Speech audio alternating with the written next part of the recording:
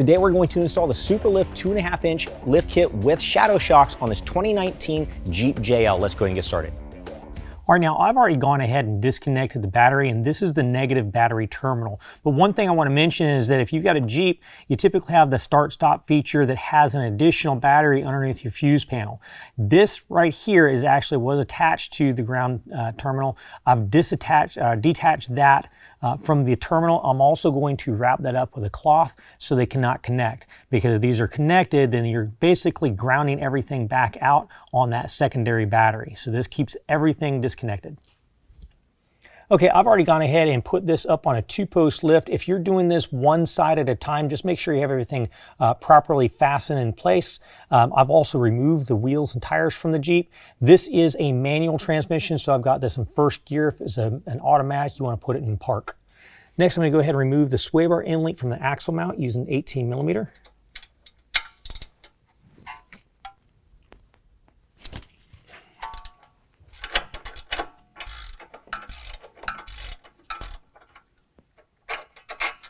And make sure you retain this hardware.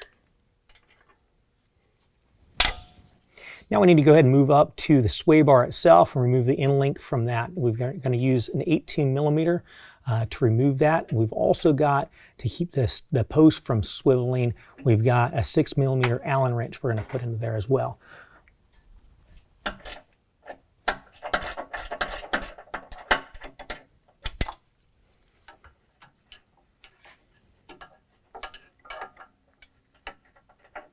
Now we can go ahead and remove the sway bar end link. Now that we've got the sway bar end link removed, go ahead and remove that from the driver's side as well, and then we can push the sway bar out of the way. With that out of the way, we can go to the drag link bolt and nut tab on the axle side and go ahead and pull it out using a 21mm.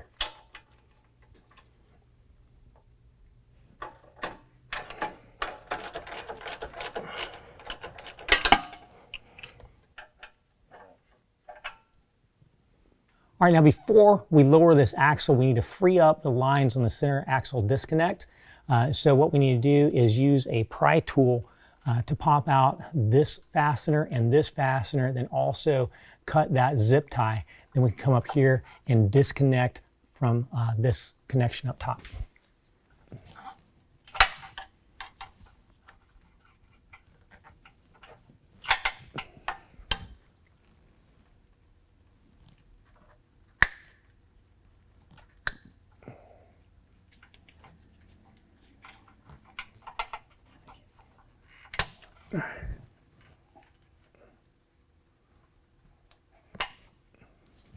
All right, now we're just going to follow the line down to where it connects to the upper control arm and use the fastener removal tool, pull it away from that, disconnect this fastener as well, and then we can unplug this connector.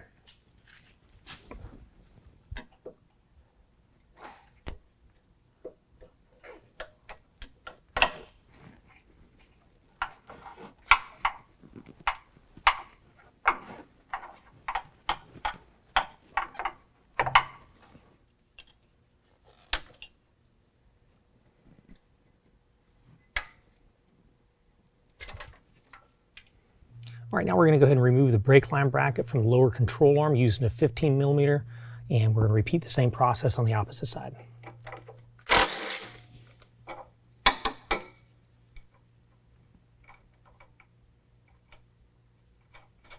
All right, next we're going to use a 15mm to remove our axle, but before we do that, we're going to go ahead and make an alignment mark so we know exactly where it goes back on.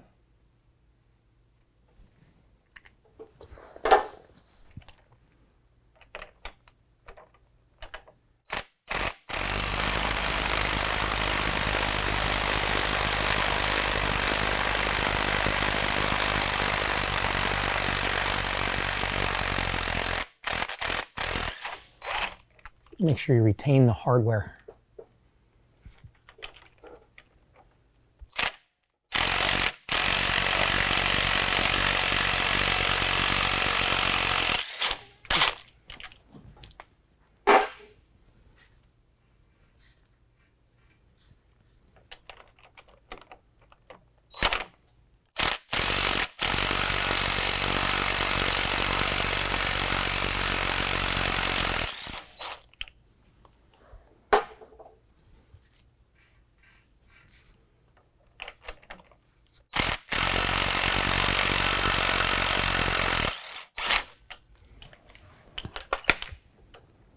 All right, once you've got it out, go ahead and tie it out of the way so it doesn't hang down.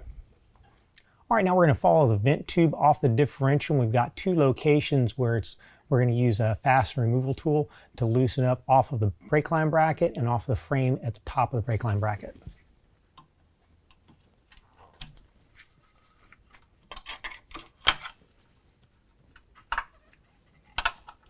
Go ahead and pull it loose up here. And we're going to follow that vent tube all the way up to the top of the shock mount and use that same tool and pop it loose up top.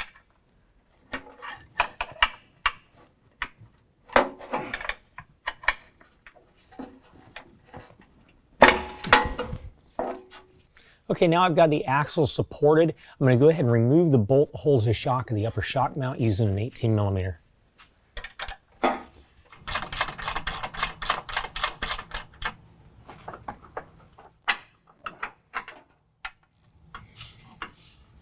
All right, next we're going to go ahead and remove the bolt from the bottom shock mount using 18mm on both sides. Repeat the same process on the driver's side as well.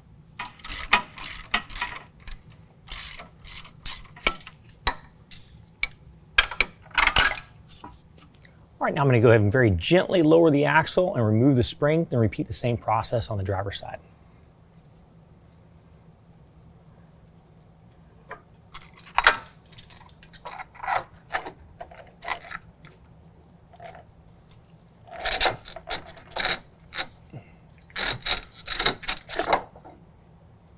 Now we're going to go ahead and remove the lower control arm using a 21mm and a 24mm.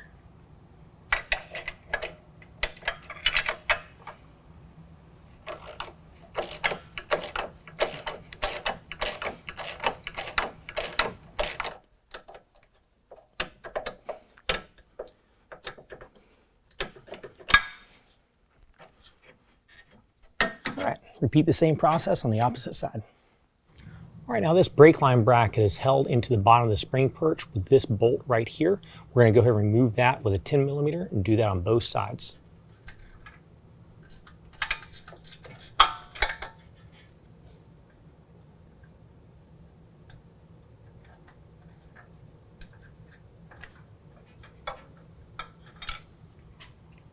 All right, now your bump stop extension is going to be resting on your lower spring perch.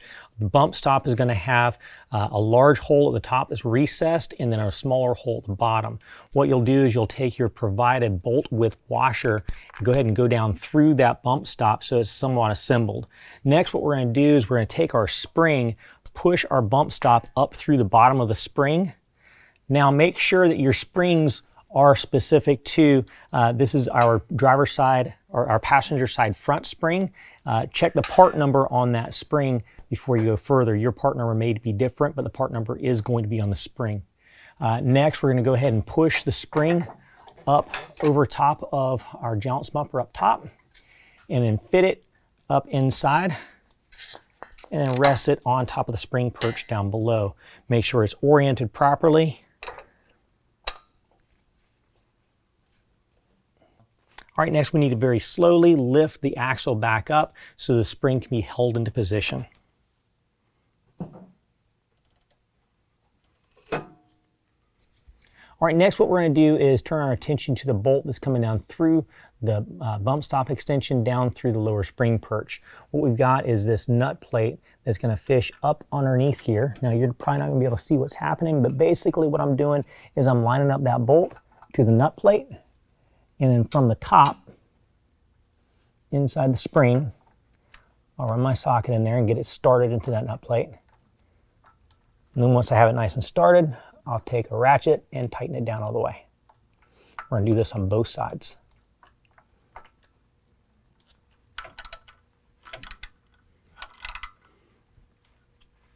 All right, now we're going to go ahead and reconnect the brake line bracket at the bottom of the spring perch.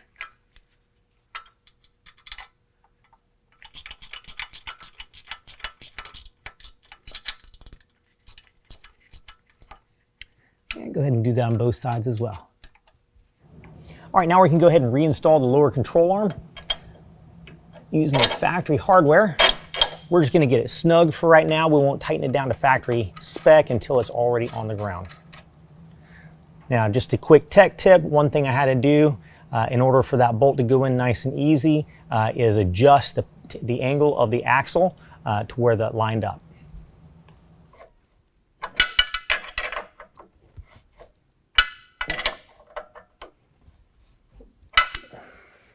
Okay, now we're going to use the factory hardware and install our new shock. We're going to start at the top.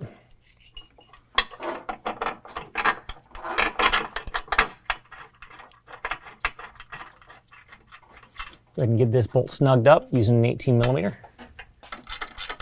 Now we're not going to tighten this down all the way until it's already on the ground.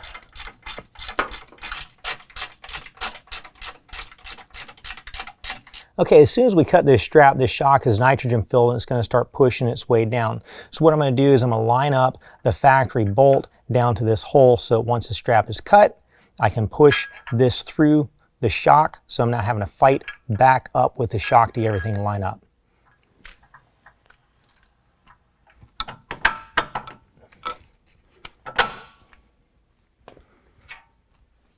All right, now we're going to go ahead and tighten up this nut and bolt with an 18mm.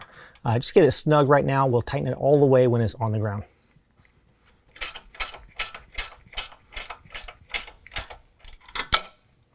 All right, now before I get everything all buttoned back up, I'm going to go ahead and go to the driver's side and install the optional track bar brace bracket.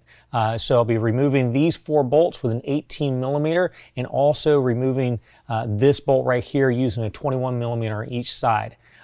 This will come down. I'll also have to support this when I pull these 4 bolts out because it's my steering box and I don't want that to fall.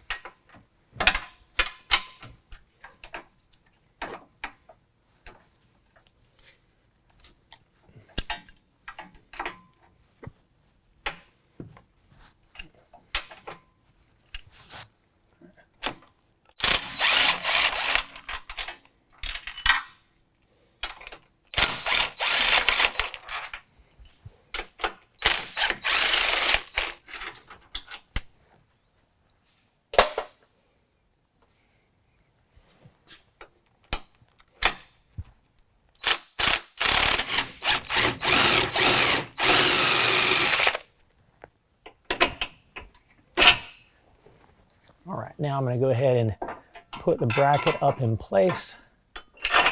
Run the first bolt through. Go ahead and lift up on that.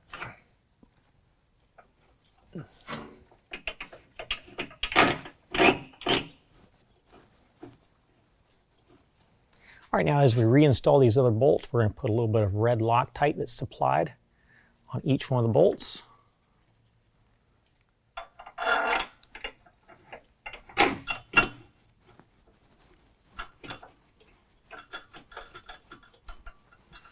We're not going to lock anything down until they're all lined up.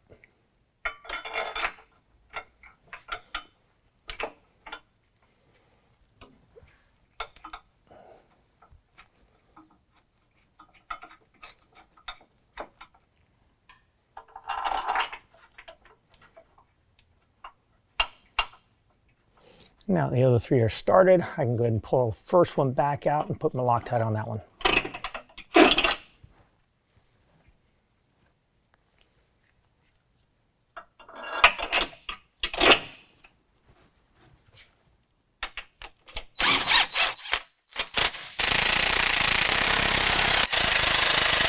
All right, now in our kit for this bracket, we're going to take our smaller bolt with washer, go through the bracket and through the frame. On the opposite side of the frame, do another washer and lock nut, and we're going to tighten those down with a 3/4 inch on each side.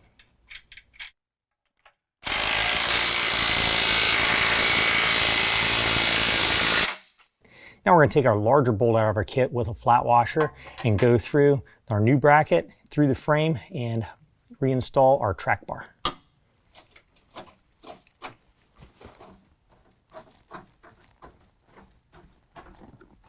All All right, now we're going to go ahead and tighten this down using a 13/16 on this side and a 7/8 on this side.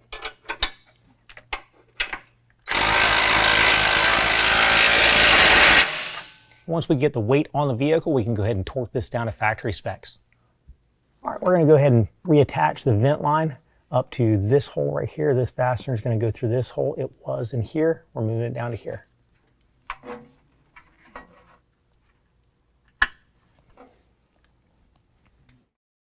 All right, now we can go ahead and move this clip, bring it up to here.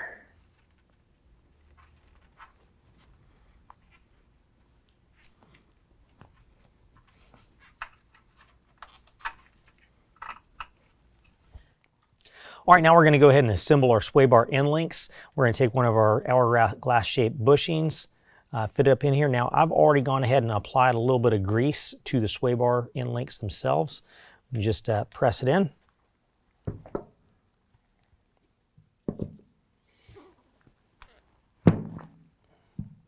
I've also put a little bit of grease on the inside of those bushings as well. That way these can just fit right in.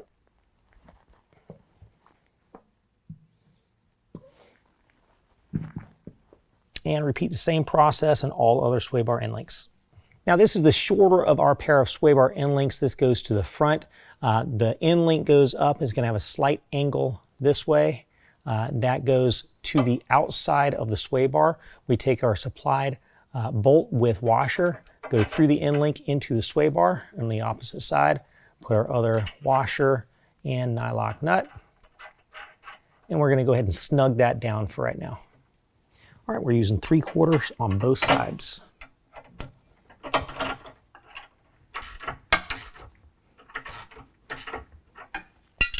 All right, now we're going to repeat the same process on the opposite side, but we're not going to tighten up to factory specs until it's on the ground. All right, now I've gone ahead and realigned the drive shaft to the yoke, making sure to line up to my alignment mark. I've also put some new thread lock on my drive shaft bolts using this factory hardware here. We're gonna go ahead and thread those in. We're gonna thread all of them in before we tighten any of them down. Then we'll tighten them down to factory spec.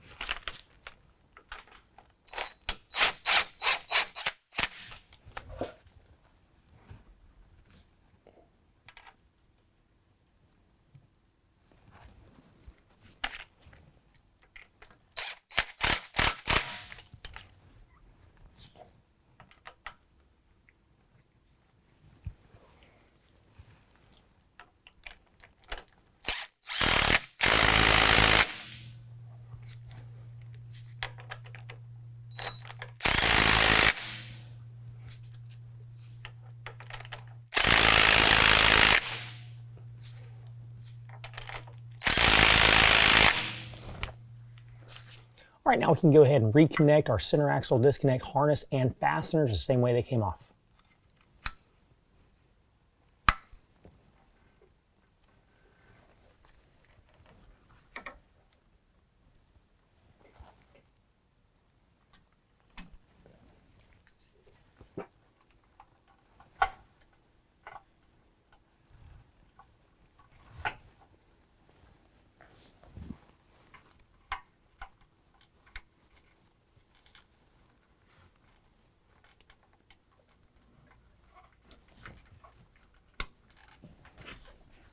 All right, now we can go ahead and reconnect our brake line brackets to both our driver's side and passenger side lower control arms using the 15mm the same way it came off.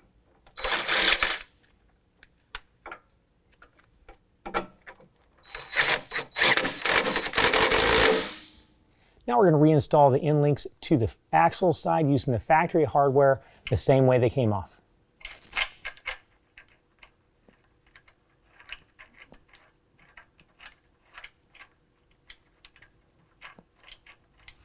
We'll tighten those up with an 18mm. We'll get a final tightening once it's all the way down with the weight of the vehicle on the suspension.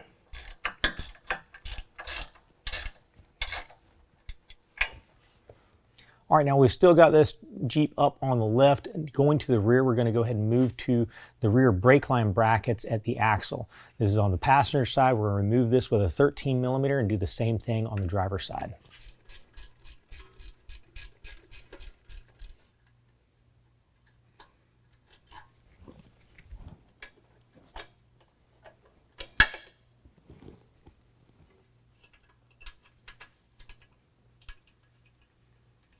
All right, now the e-brake cable also needs to be taken loose so that we don't overextend that. So what we got to do is come over here and we're going to pull this loose.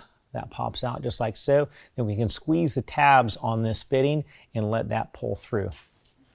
All right. All right, now we're going to go ahead and remove both of our sway bar end links. We're going to start at the bottom. This is on the passenger side. We've got two 18s on the bottom we need to pull out.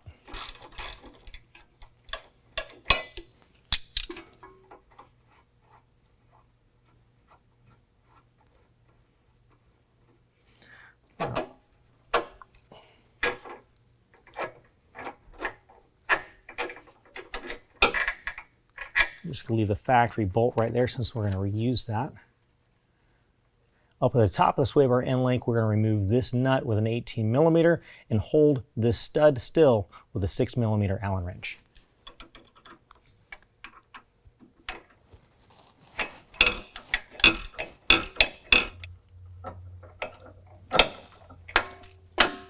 All right, with both of them out of the way, go ahead and move the sway bar out of the way. Next, what we're going to do is we're going to go ahead and remove the track bar from the frame. We've got a 21 millimeter on each side.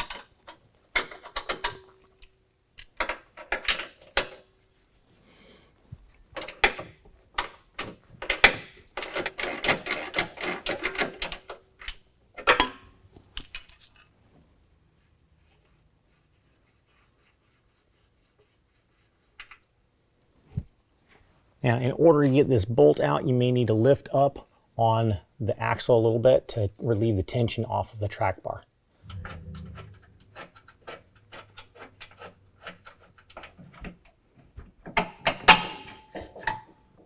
Now we're going to go ahead and pull off both of our rear shocks. Start at the bottom. We got two 18s at the bottom.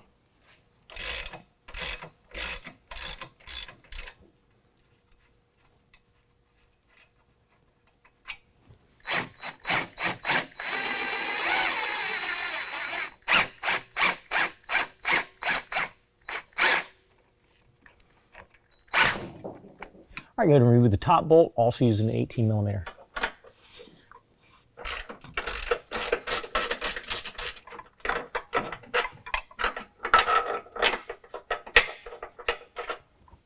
All right, now we can go ahead and slowly lower the axle. As we do that, these coils are going to come loose, and we'll go ahead and remove them. As you're removing them, make sure you retain the lower and upper isolators.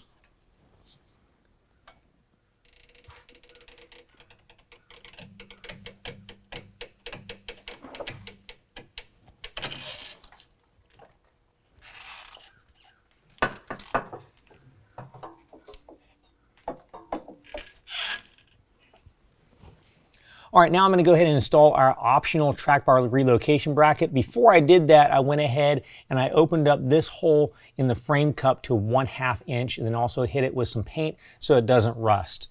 Now I'm going to go ahead and take my bracket and slide it up into the place where the track bar was attached originally. We've also got a bolt and washer that are supplied. I'm going to go through that. And on the opposite side, we've got another washer and lock nut. We're just going to put that on finger tight for right now. Now we're going to go ahead and use our shortest supplied bolt from that kit, go through the enlarged hole in the frame cup through the bracket. And we've got a washer and lock nut that we're going to put on there finger tight for right now. All right, next what we're going to do is take our longest bolt from our kit with a flat washer, go through the outside of the frame to the inside of the frame, use a washer and a lock nut there.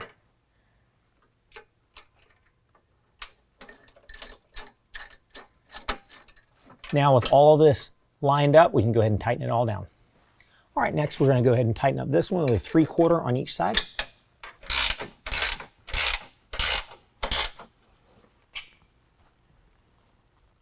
All right, this will be a 5/8 on each side.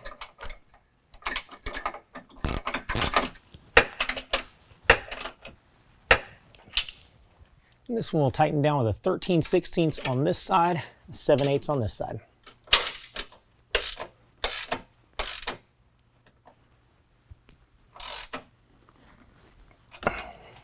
Okay, now in order to reattach the track bar, we need to go ahead and take it loose from the axle on the driver's side. I'm going to use a 21mm for that.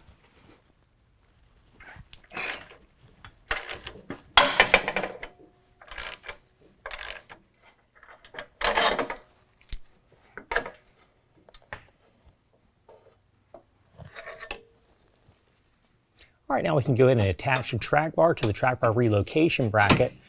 We're going to use the factory hardware. We're going to get it attached for right now. We'll tighten it fully when it's on the ground. All right, now we're going to go ahead and install our bump stop extension. We're going to take our provided hardware from that kit. We've got a bolt with a washer. Go down through both of those holes in the bump stop extension. Go right over top of the factory holes. On the bottom, we're going to install some serrated flange nuts. And then we're going to tighten both of these down with a 9/16 on the top and the bottom. Repeat the same process for the driver's side.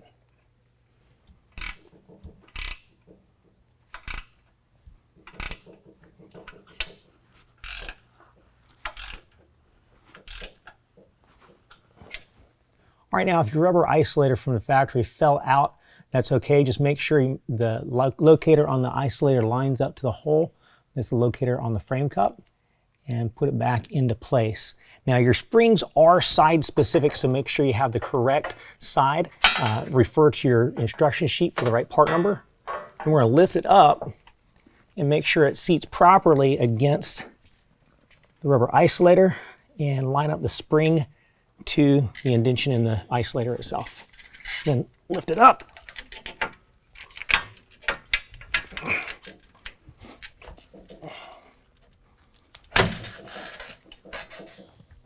And let it set on the perch. All right, now we're going to go ahead and put our new shock in place. Start with the top, use the factory hardware. Put that in finger tight. All right, now just like on the front, once we clip the cable, it's going to push the shock down and we're going to line up the bolt.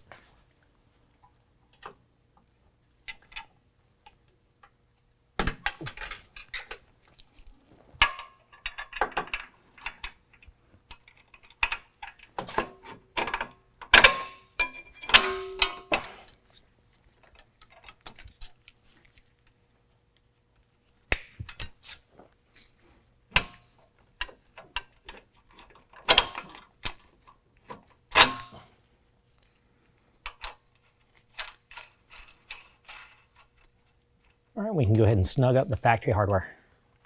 All right, 18mm on each side.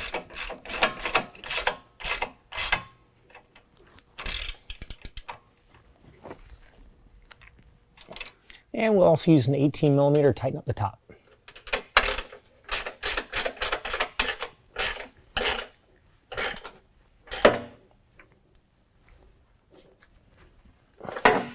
All right, now we're going to go ahead and reattach our brake line brackets on each side.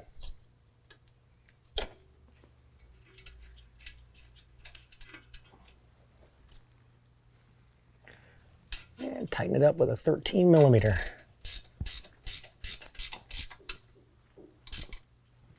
All right, now I've already gone ahead and assembled our new sway bar end links. I'm going to go ahead and use my supplied hardware up at the top. We've got a bolt with a washer. Follow that with a washer and a nut on the other side. We're going to be tightening this up with 3/4.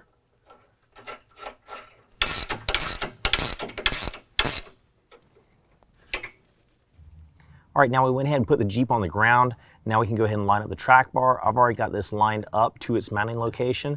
We're going to use the factory hardware. Now to get this lined up, I want to let you guys know I did use a ratchet strap to bring the axle toward the frame on the passenger side. To the driver's side, that lined that hole up for me. Now I can go ahead and fit the bolt through there and put our tab nut at the back.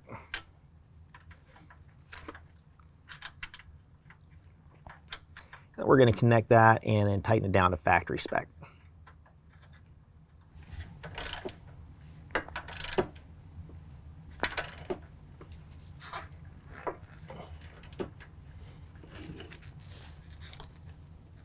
All right, now on the bottom, we're going to go ahead and attach the end links on both sides using the factory hardware. Once we've got that attached, we go ahead and tighten everything down on the bottom and the top to factory spec.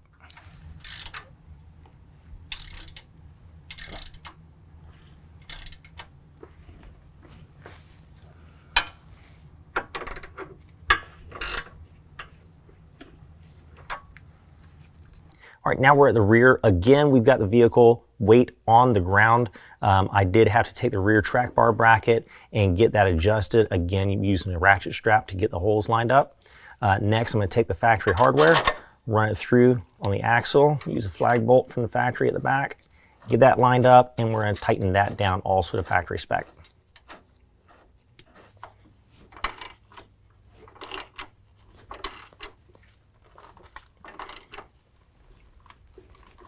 All right, now for the sway bar end links, we're going to go ahead and attach the lower to the axle mount on each side using the factory hardware. All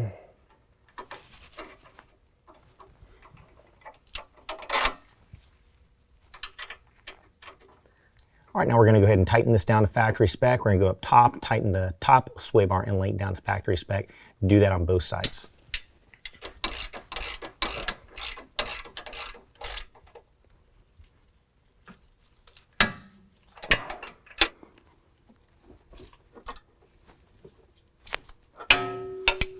And now we can go ahead and reinstall our e-brake cable on both sides.